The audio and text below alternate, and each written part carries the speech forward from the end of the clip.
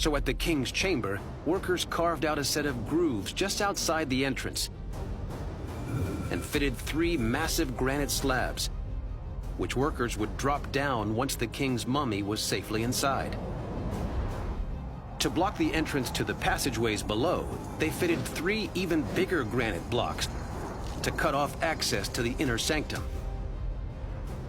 Then they completely concealed the entrance under a seamless layer of limestone.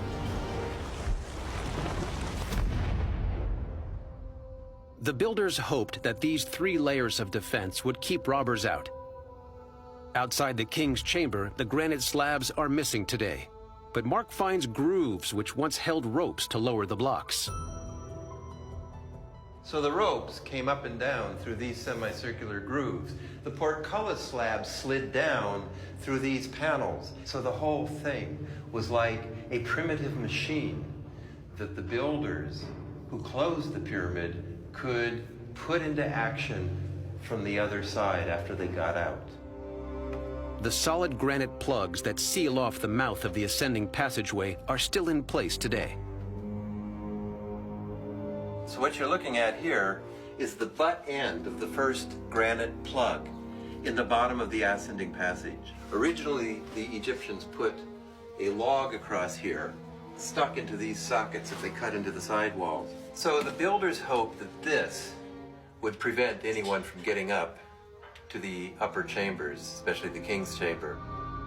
Unfortunately for the king, these formidable defenses weren't enough. No mummy or treasures have ever been found in the Great Pyramid, so robbers must have broken in. The mystery is how. So the story goes that they started on the center axis of the pyramid, thinking that's where the passages would be.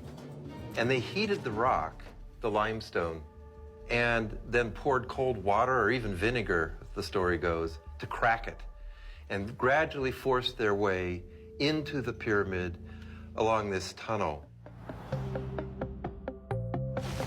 Only 32 feet below the concealed entrance, the raiders broke through the casing stone and started tunneling. After carving through almost 100 feet of limestone blocks, they hit the first granite blocking slabs and dug around them to reach the ascending passage. Then they had a clean run to the king's chamber, only to face the final hurdle, the second set of granite slabs ancient Egyptians had dropped in years before. As far as we can tell, they broke through the barrier to reach the jackpot. Mark thinks that the accuracy of the robbers' tunnel is almost too good to be just a lucky break. It always seemed to me that somebody, whoever made this tunnel, knew exactly where to turn to get around the blocks, the granite plugging blocks that block the way from the descending passage up the ascending passage and to the chambers.